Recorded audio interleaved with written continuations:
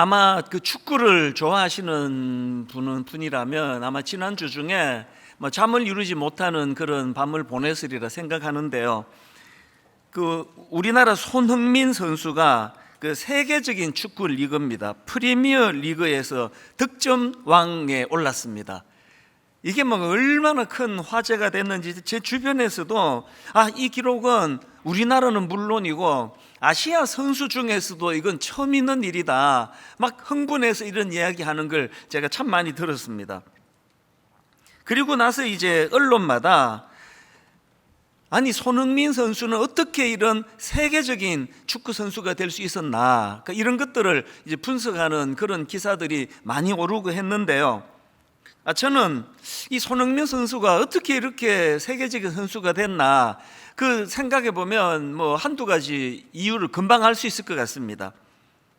이 선수가 또 책도 썼습니다. 에세이집을 냈는데요. 축구를 하며 생각한 것들, 이 선수가 낸 책에 보면은요, 이게 세계적인 선수는 그저 우연히 되는 게 아니구나. 정말 땀과 그 헌신, 눈물, 모든 걸 다 드리는 것 같습니다. 그 책에 이런 내용이 나옵니다.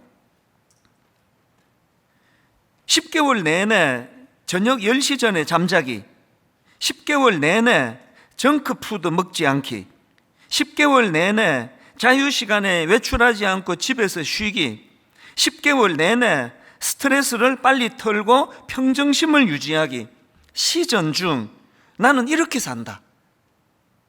이게 여러분 그 피가 끓는 그 20대 청년의 때에 모든 거 다 포기하고 축구 하나 이거 말고는 아무것도 안 하겠다, 그런 결의가 생기는 그런 내용의 글들 아닙니까?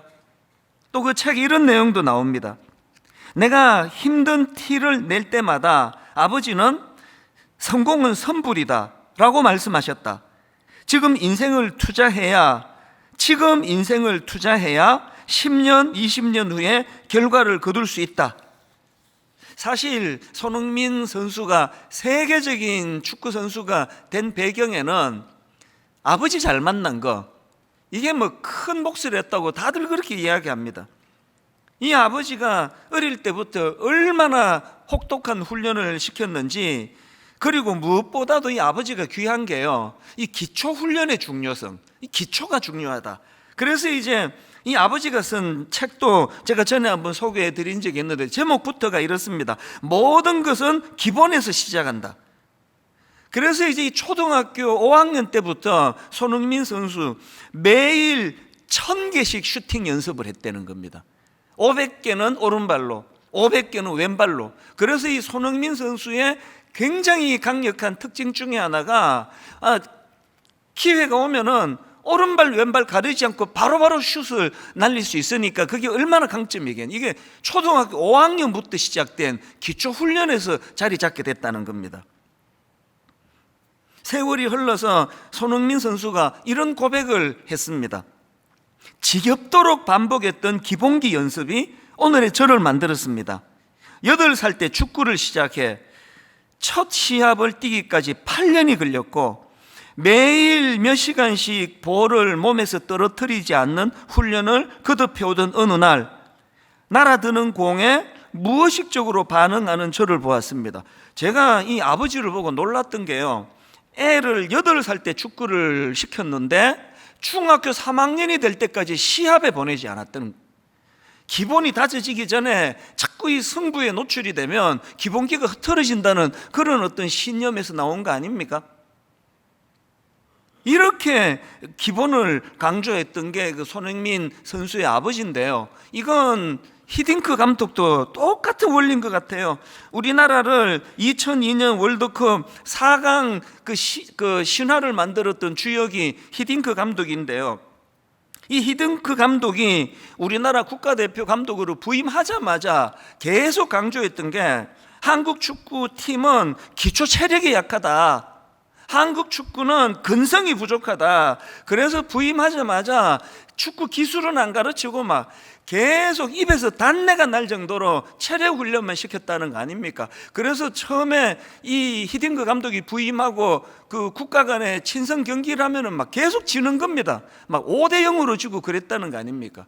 그래서 욕도 많이 먹었는데요, 아랑곳하지 않고 기초 체력이 중요하다, 우직하게 그 훈련을 시켰기 때문에 월드컵 4강 신화, 뭐 이전에도 없었고 앞으로도 쉽지 않은 그런 대기록을 남기게 한 감독이 히딩크 감독인데요, 저는 이런 글들을 또 이런 책들을 보면서 목사니까 그런 생각을 해보는 겁니다. 한국 교회가 또 한국 교회 성도들이 이 기초가 약하다, 기본이 안 돼 있다, 이런 비난을 우리 종종 듣지 않습니까? 그래서 제가 이런 상상을 해보는 겁니다. 운동선수들에게 이 기초훈련이 너무나 중요하기 때문에, 그래서 손흥민 선수가 초등학교 때부터 이 축구 기본을 다지기 위해서 매일 1000개씩 슈팅 연습을 해야 한다면, 그리고 히딩크 감독이 이 축구의 기본을 다지게 만들기 위하여 선수들 입에서 단내가 날 정도로 강하게 그렇게 기초훈련을 시켰다면, 그렇다면 오늘날 예수 믿는 저와 여러분들은요, 이 기초를 강화하기 위해서 어떤 기초 훈련을 해야 되는 겁니까? 그런 생각해 보셨습니까? 교회가 그냥 허위대만 멀쩡하고 막 사람만 많이 모이는데 기초가 안 돼 있어 가지고 부실하다면 뭘 든든하게 해야 이제 이 기초가 강한 교회요, 그런 성도가 될 수 있느냐?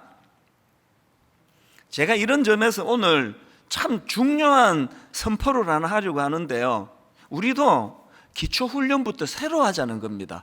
그래서 이제 오늘부터 6주 동안에 우리 성도님들의 신앙 성장을 위한 영적 기초 다지기 훈련 6주, 이제 이 6주 동안에 한 항목 한 항목씩을 가지고 매주 이제 기초 훈련을 다시 하기를 원하는데요, 제가 이런 생각을 하게 된 배경을 좀 말씀을 드릴게요. 사실 저는 1만 성도 파송 운동 이후에 분당 우리 교회를 걱정을 많이 했습니다. 작년 후반부터 우리 전체 교역자들에게 여러 번 이런 이야기를 했습니다. 이제 작년을 기준으로 제가 이야기했으니까요, 내년 이후가 되면은 분당 우리 교회는 이제 그 6.25 폭격 맞은 서울시와 같을 것이다.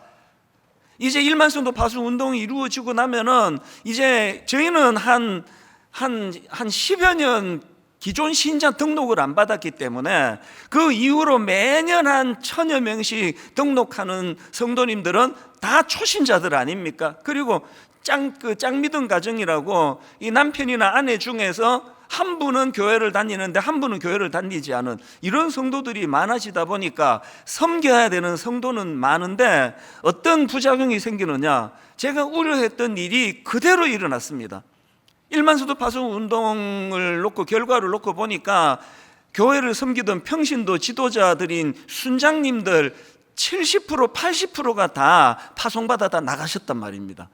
그리고 주일학교 교사 80%가 다 파송받아 나가셔서 이제 이 주일학교는 누가 지키느냐고요. 대학부 청년부 그 젊은 리더들도 한 80%가 다 나갔다는 거예요. 그럼 이제 지도자들이 없기에 저는 전에도 말씀드렸잖아요. 이제 올해 안으로는 다락방은 할 수가 없다, 절대 못한다. 순장들이 없는데 무슨 다락방은 하느냐, 그렇게 생각을 했는데 세상에 그 3월 우리 1만 성도 파송 운동 파송 예배 이후로 참 눈물겨워요. 너무나 지금 성도님들이 헌신하고 자발적으로, 그래서 주일학교 교사 80%가 나가신 상태라 그랬더니요, 제일 연세 많은 분이 83세 할아버지가 교사를 자원했다는 말씀을 지난주 드렸잖아요. 그 어른이요, 그 어린 초등학교 아이들에게 순서지를 나누어주고 안내를 하고, 그래서 오히려 이게 너무 아름다워진 것 같아요. 그래서 제가 작년에 이제 1만 성도 파송 운동 이후에 분당 우리 교회는 어떻게 하나? 이게 6.25 폭격 맞은 서울처럼 그렇게 이제 혼란스러울 텐데 내년부터 목회를 어떻게 하나? 그런 걱정을 많이 했는데 하나님이 놀랍게도 저에게 전화위복의 꿈을 주셨습니다. 그러면서 어느 날 그 시카고 대화재 사건을 떠올리게 해준 겁니다. 제가 시카고에서 살았기 때문에 그 내용을 잘 알아요. 1871년도에 시카고에 엄청난 화재 사건이 일어나는데요. 뭐 그 당시에 뭐 대부분의 건물이 다 목조 건물이다 보니까 이 불길이 막 얼마나 멀리 퍼져 나갔는가 하니까 시카고에 9km 제곱미터에 달하는 지역이 다 불이 난 겁니다. 그래서 이 화재 사건으로 집이 불에 탄 사람만 10만 명이 넘는다는 거예요. 어마어마한 그런 그 재앙 같은 화재 사건이 일어났는데요. 그런데 놀랍게도 이 전화위복이 뭐냐? 시카고는요, 그 도심에 그 완전히 불로 그냥 싹 썰어버렸기 때문에, 그래서 시카고는 지금도요, 미국 내에서도 이 도시 건축으로 유명한 지역이 된 겁니다. 대화재 사건 이후로 그 시카고 도심 지역이 완전히 파괴됐는데, 그 파괴된 그 도시에다가 그 당대 최고의 건축가들에 의해 가지고 건물이 새로 들어선 겁니다. 그래서 지금도요, 시카고의 그 다운타운에 가면은 막 사람들이 탄성을 질러요. 그 건축 하나하나가 얼마나 조화롭게 잘 이루어졌는지 하나님이 제게 그 꿈을 주셨습니다. 하나님 제게 이런 말씀을 주시는 겁니다. 그 분당 우리 교회가 너무 급성장하는 과정에서 부실한 게 얼마나 많았느냐고. 막 너무 급성장하는 바람에 놓치고 있던 많은 것들이 있는데, 이제 2기 사역을 선언하고 처음부터 새로 시작하자는 거예요. 대화재 이후에 시카고처럼. 그 하나님이 저에게 이 꿈을 주신 겁니다. 사실 저는 오늘 이 시간을 굉장히 기다렸습니다. 이제 전 교회적으로 이제 기초부터 다시 시작하는데요. 그래서 이제 6주 동안의 신앙 성장을 위한 영적인 기초 다지기, 한 항목 이것을 가지고 이제 뭐 목사 타이틀도 내려놓고 장로 권사 별로 중요하지 않다. 걸핏하면은 뭐 우리 집은 5대째 예수 믿는다 이런 소리 그만하고 모두가 다 처음 예수 믿는 것처럼 처음부터 새로 시작하자. 이게 기초 다지기 6주예요. 오늘이 그 첫 주인데요. 기초 다지기 첫 주, 우리가 다져야 될 기초 첫 번째가 뭐냐? 말씀 읽기와 묵상이라는 겁니다. 이 말씀 읽기의 중요함을, 말씀 묵상의 중요함을 인식하고 우리가 삶 속에서 실천하자는 거거든요. 사도행전에 보면은 바울이 이제 에베소 교회를 떠나면서 에베소 교회 장로들에게 하는 마지막 말씀이 나오는데요, 굉장히 비장합니다. 자, 사도행전 20장 30절부터 한번 보십시오. 29절부터 보십시오. 내가 떠난 후에 사나운 이리가 여러분에게 들어와서 그 양떼를 아끼지 아니하며, 또한 여러분 중에서도 제자들을 끌어 자기를 따르게 하려고 어그러진 말을 하는 사람들이 일어날 줄을 내가 아노라. 그러므로 여러분이 일깨어 내가 3년이나 밤낮 쉬지 않고 눈물로 각 사람을 훈계하던 것을 기억하라. 저도 한 교회를 책임지는 담임 목사 입장에서 예전부터 이런 상상을 했습니다. 언젠가 제가 이제 은퇴하고 교회를 떠나게 되면은 참 걱정이 많아질 것 같아요. 참 많은 수고를 하여 우리 순장님들이 또 교역자들이 참 교회를 잘 일구어 왔는데, 이제 제가 은퇴하고 난 다음에 이 교회에 거짓 교사가 들어오고 분쟁이 생기고 교회가 쪼개지고 이러면 어떡하나, 그런 마음이 들 것 같아요. 지금 사도 바울이 딱 그 마음이에요. 이제 이 귀한 에베소 교회에 거짓 교사가 나타나고 사나운 이리가 들어오는 것처럼 교회를 혼란하게 할 텐데, 그럼 어떡하나, 그런 염려를 하고 있는 바울인데요. 그래서 바울이 그 다음 32절에서 너무나 놀라운 대안을 이야기해요. 그래서 이제 에베소가 사는 길이 있는데, 자기가 에베소 교회를 부탁을 누구에게 하는가 하니까 32절을 보십시오. 지금 내가 여러분을 누구에게 부탁하느냐? 주와 및 그 은혜의 말씀에 부탁하노니. 아니, 교회를 주님께 부탁한다는 건 너무 이해가 되는데요, 말씀에게 이 교회를 부탁한다는 겁니다. 왜 이런 부탁을 말씀에게 하느냐? 그 다음 보십시오. 그 말씀이 여러분을 어떻게 합니까? 능히 든든히 세우사예요. 그 말씀이 여러분을 능히 든든히 세우사 거룩하게 하심을 입은 모든 자 가운데 기업이 있게 하시리라. 저는 이 말씀을 읽으면서 왜 한국 교회가 맨날 기초가 부족하다고 욕을 먹어야 되는지 답을 찾았습니다. 한국 교회가 왜 기초가 약하냐고요? 지금 한국 교회를 보면은 말씀에 교회를 부탁하지 않아요. 한국 교회를 보면은 기초가 약할 수밖에 없는 게 말씀을 의존하는 게 아니라 그 인간 단임 목사를 너무 의지하는 거예요. 모든 게 그 단임 목사에게 있는 것처럼. 그래서 여러분이 교회 올 때마다 여러분이 그렇게 사모할 것 같아. 우리 목사가 이번 주 게을르지 않고 말씀 준비를 잘 해야 되는데, 우리 목사가 오늘도 설교 준비를 잘 해가지고 우리에게 은혜를 끼쳐야 되는데 왜 그렇습니까? 이 오늘 목사가 그냥 설교 푸시리 대충 하면 한 주 내내 굶어야 되니까. 왜 기초가 약한지 아시겠죠? 바울은요 그렇게 부탁하지 않았습니다. 내 이 에베소 교회를 떠나면서 끝내주는 목사 한 사람 내가 어디 섭외했다, 이제 후임이 와가지고 교회를 든든히 세워갈 거다, 그렇게 말하지 않았습니다. 사도 바울은 에베소 교회를 누구에게 부탁합니까? 주님께 부탁해요. 그리고 주님의 말씀이 흥왕하기를 그렇게 사모하는 거 아닙니까? 이런 면에서 오늘 5대째 예수 믿는다, 4대째 예수 믿는다, 난 모태신앙이다, 그거 아무 소용없습니다. 우리가 이 말씀을 의지하고 말씀이 내 인생을 견인하도록. 그래서 여러분, 우리가 하나님 앞에 교회만 그런 거 아닙니다. 우리 인생도요, 하나님 주시는 그 말씀이 우리를 든든히 세워가는 거거든요. 오늘 본문에서도 강조점이 똑같습니다. 디모데후서 3장 16절입니다. 세 번역으로요.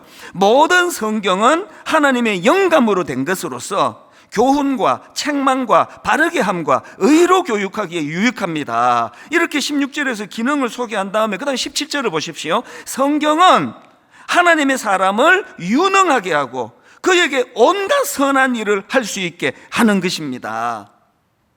여러분, 선한 사람이 되고 싶잖아요. 저는요, 세상에 제일 좋아하는 사람이 주님 안에서 선량한 사람이에요. 선한 사람. 여러분, 선한 사람 되고 싶잖아요. 어떻게 하면 된다고요? 말씀이 우리를 그렇게 인도한다는 겁니다. 제가 왜 이 기초 다지기 6가지 중에서 첫 번째를 말씀 읽기와 묵상으로 잡았는지 아시겠죠? 손흥민 선수 아버지는 이 축구 선수라면 이 슛을 잘해야 된다. 그래서 어릴 때부터 1000개씩 매일 시켰다면, 정말 저는 제가 목회하는 분당 우리 교회 모든 성도님들에게 기초 중의 기초는 말씀 묵상입니다. 말씀을 읽으셔야 됩니다. 말씀을 손에 들어야 됩니다. 이걸 제가 외치고 싶은 거예요. 그리고 오늘 이 본문 디모데후서 3장 16절 17절 이 말씀 자체가 굉장히 유명하지만요, 대부분의 성도들이 이 말씀의 배경은 잘 모르세요. 이 말씀이 어느 배경으로 나왔는지 아십니까? 바로 앞에 나와 있는 디모데후서 3장 1절을 보십시오. 강하게 사도 바울이 이렇게 권면합니다. 너는 이것을 알라. 말세에 고통하는 때가 이르러. 말세에 고통하는 때가 이르는데 그 어떤 내용으로 고통이 찾아오느냐? 2절부터 보십시오. 사람들이 자기를 사랑하며 돈을 사랑하며 자랑하며 교만하며 비방하며 부모를 거역하며 감사하지 아니하며 거룩하지 아니하며 무정하며 원통함을 풀지 아니하며 모함하며 절제하지 못하며 사나우며 선한 것을 좋아하지 아니하며 배신하며 조급하며 자만하며 쾌락 사랑하기를 하나님 사랑하는 것보다 더하며. 말씀의 구조를 보세요. 맨 먼저 나오는 게 자기를 사랑하며 돈을 사랑하며, 그리고 그 후유증으로 생기는 고통을 쭉 열거하고, 이 말씀의 마지막 말씀이 뭡니까? 쾌락 사랑하기를 하나님 사랑하는 것보다 더하며. 지금 여기 나오는 말세에 겪게 되는 고통의 내용들을 보면은 딱 두 가지예요. 하나는요, 이 왜곡된 가치관이 우리를 혼란하게 만들 것이다.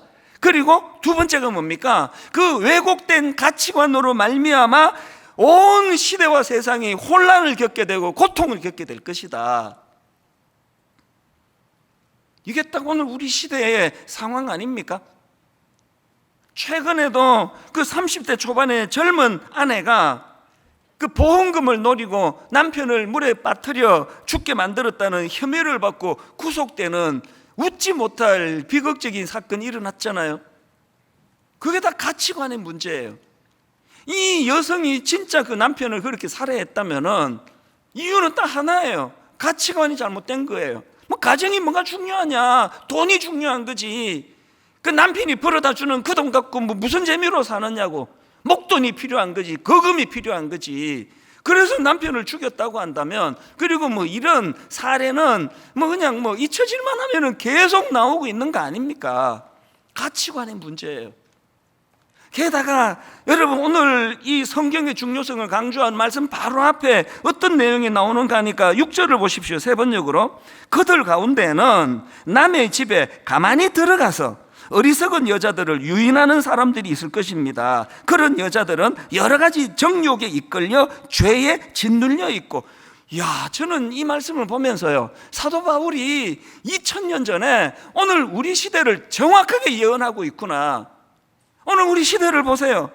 그들 가운데 남의 집에 가만히 들어가서, 모든 집집마다 지금 그 인터넷 선을 통해 가지고 가만히 들어와서 부모들이 자고 있는 동안에 아이들의 가치관을 혼란하게 만들고 정신을 그냥 사로잡아 버리고, 그런 시대를 겪고 있는 거 아닙니까?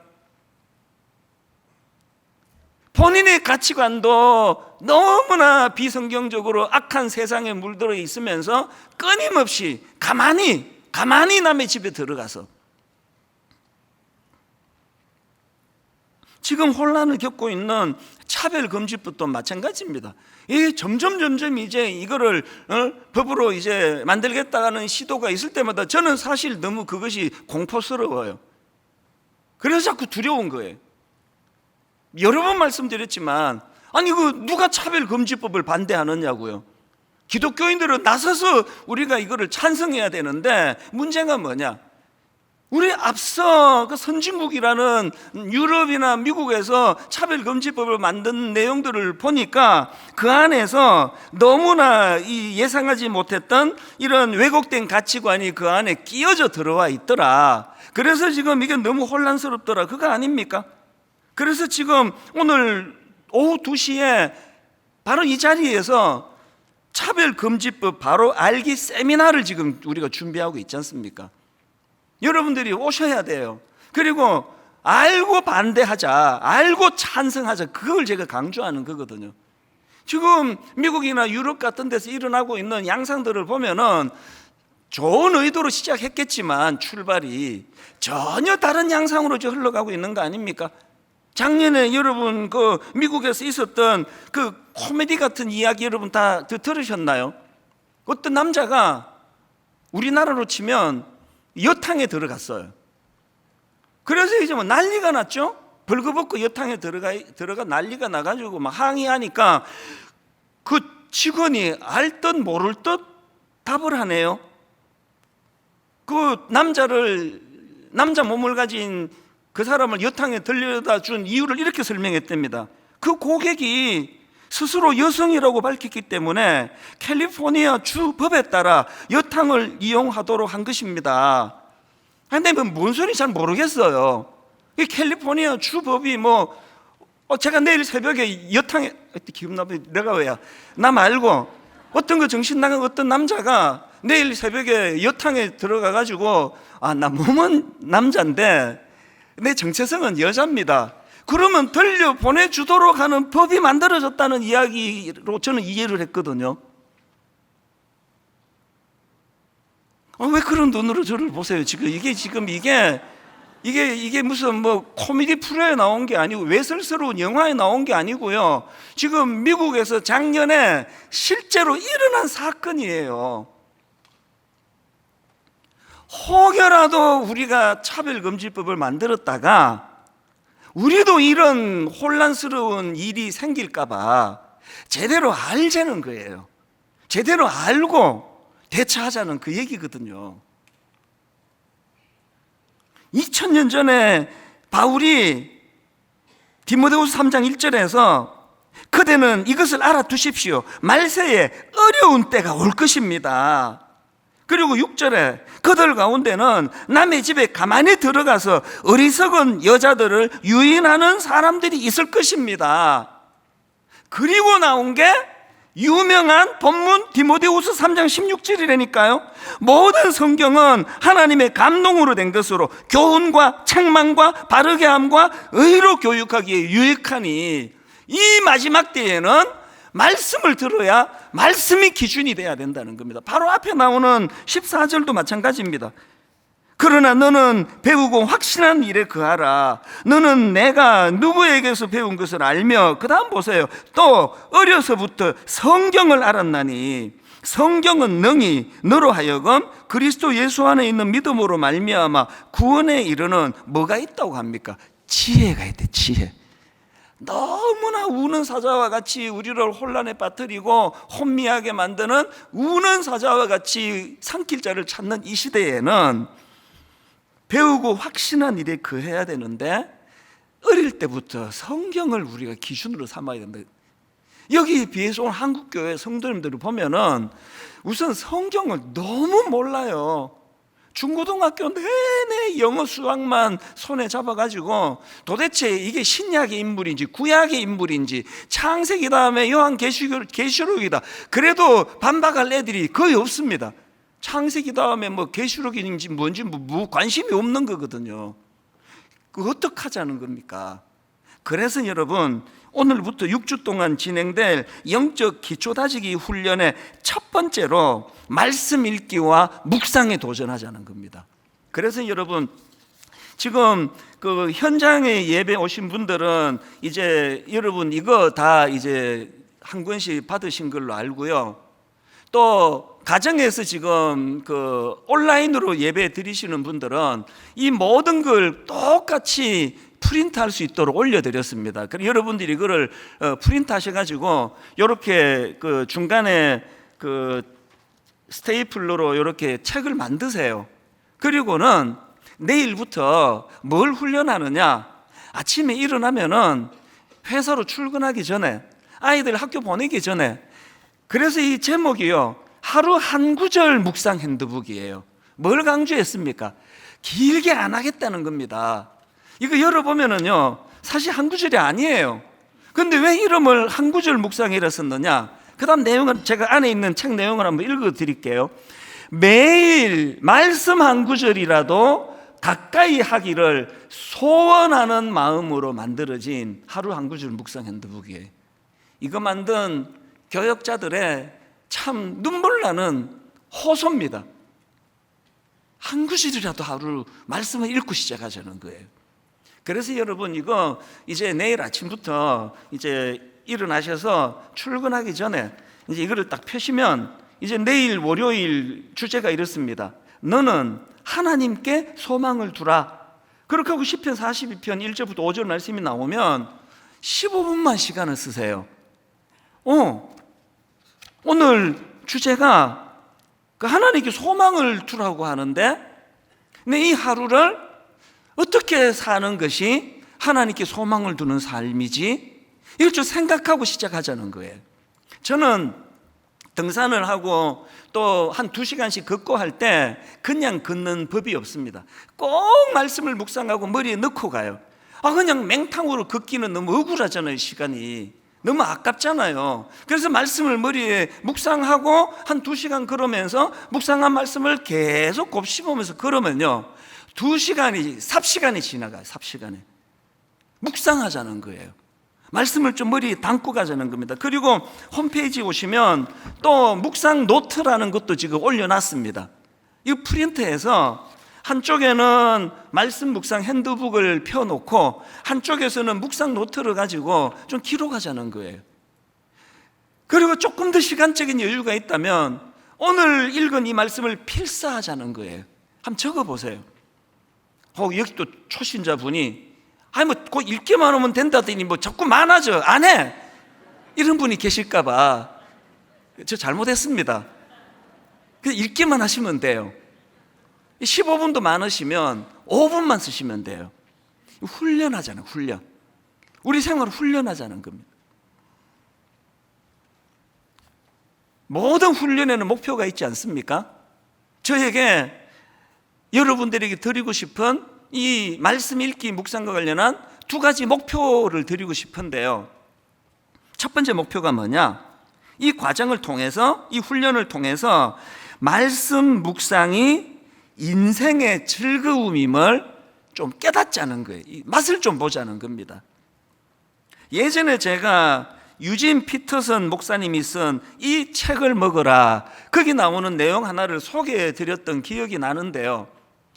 이제 그 책의 저자인 유진 피터슨 목사님이 이제 개를 키웠나 봐요.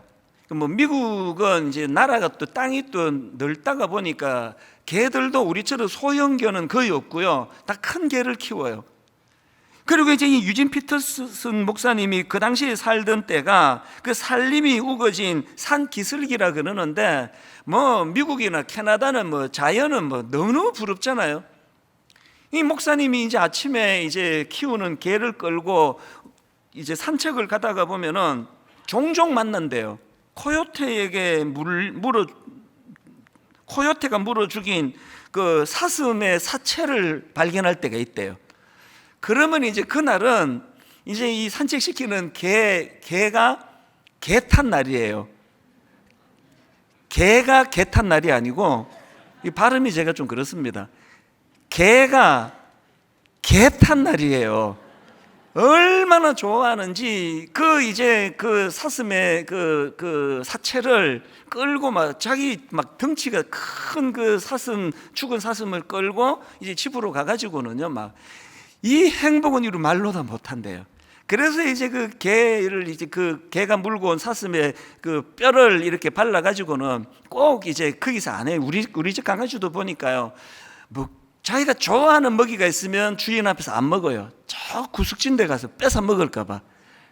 그래서 이제 이 뼈다귀를 물고 저 구석진 데 가가지고 이제 그때부터 이제 그 뼈다귀를 이제 물어 뜯기 시작하는데, 이 유진 피터슨 목사님이 보니까 이 뼈다귀를 갖고 너무 행복해가지고 걔가 막 끄렁끄렁 소리를 낸대요.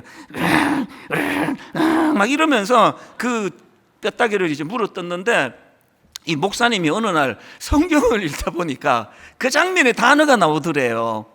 그게 이사야 31장 4절입니다.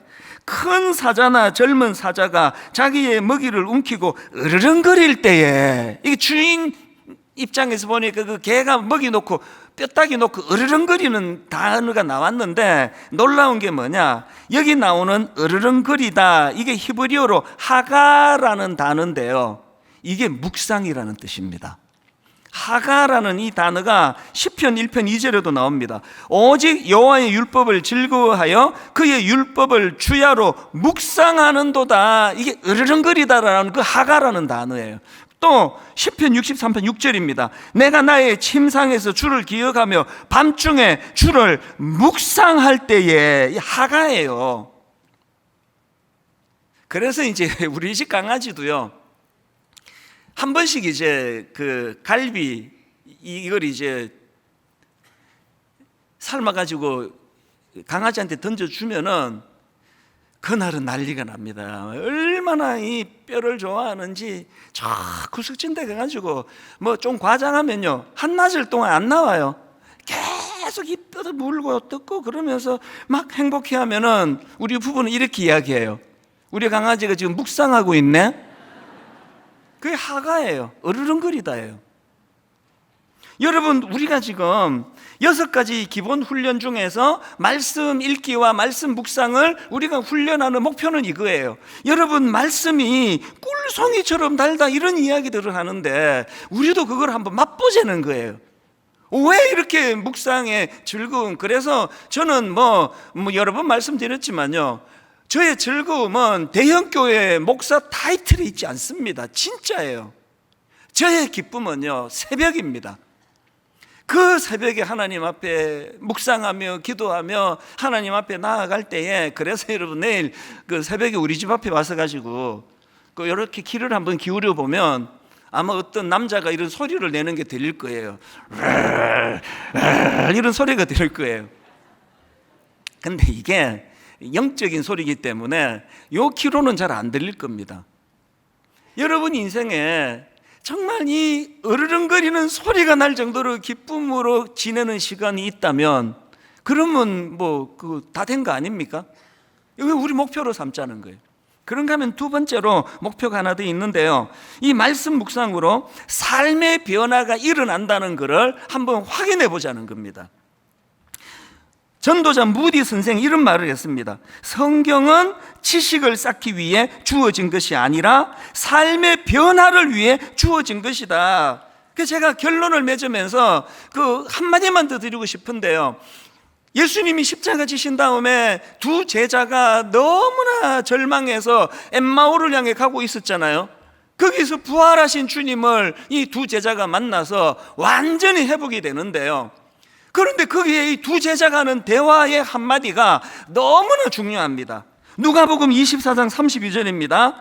그들이 서로 말하되 길에서 우리에게 말씀하시고 우리에게 성경을 풀어주실 때에 우리 속에서 마음이 뜨겁지 아니하더냐. 지금 낙심해 계신 분 계시잖아요. 참 꿈꾸던 일이 잘 안 돼서 마음이 무너져 계시는 분 계시잖아요. 부활하신 주님을 만나야 됩니다. 부활하신 주님을 만나는데 그것이 무슨 산신령님을 찾는 게 아니고요. 다시 보세요. 그들이 서로 말하되 길에서 우리에게 말씀하시되 우리에게 뭘 풀어주셨습니까? 성경을 풀어주실 때에, 성경을 풀어주실 때에 우리 속에서 마음이 뜨겁지 아니하더냐. 여러분, 내일 새벽부터 정말 제가 눈물로 호소합니다. 정말 여러분, 대선수가 된 손흥민 선수 아버지의 심정으로 부탁합니다. 행복한 그리스도인, 성숙한 그리스도인 되고 싶다면 아침에 말씀을 펴셔요. 5분 읽기부터 시작하자고요. 10분 읽기부터 연장을 하고, 그래서 나중에는 그 좋아하는 그 죽은 사슴의 뼈다귀를 놓고 막 행복에 겨워서 자기도 모르게 막 으르렁 소리를 내는 그 행복에 겨운 이게 이게 묵상입니다. 묵상. 내일부터 한 주간 전념하여 이 훈련에 마음을 담는 많은 성도님들이 일어나게 될 줄로 믿습니다. 기도하시겠습니다. 하나님 아버지, 일만선도 파송운동 이후로 분당 우리 교회가 마치 6.25 때 폭격맞은 서울처럼 여러 가지가 혼란하고 복잡할 줄 알았는데, 하나님 이렇게 하나씩 하나씩 너무나 빨리 정리정돈시켜 주시니 감사합니다. 그리고 시카고 대화재처럼 오히려 이것이 전화위복이 되어서 이제 분당 우리 교회가 기초부터 다시 출발하도록 은혜 주시기 원합니다. 6가지 기본 훈련 중에 가장 먼저 말씀을 아버지 묵상하기 원합니다. 말씀을 통독하기 원합니다. 말씀을 필사하기 원합니다. 내 마음 전심 전력을 기울여 한번 우리 생애에 참으로 이 말씀을 읽고 말씀을 묵상하는 것이 그 강아지가 행복에 겨워 으르렁 소리를 내는 것과 같은 즐거운 일이라는 것을, 꿀송이보다 더 달다는 사실을 우리 생애에 한번 맛보며 모든 세상살이에 찌들고 상처받고 복잡한 것들 다 치유되는 은혜를 말씀 통하여 맛보게 하여 주시옵소서. 그렇게 인도해 주시기를 원하옵고 예수님 이름으로 기도드립니다. 아멘.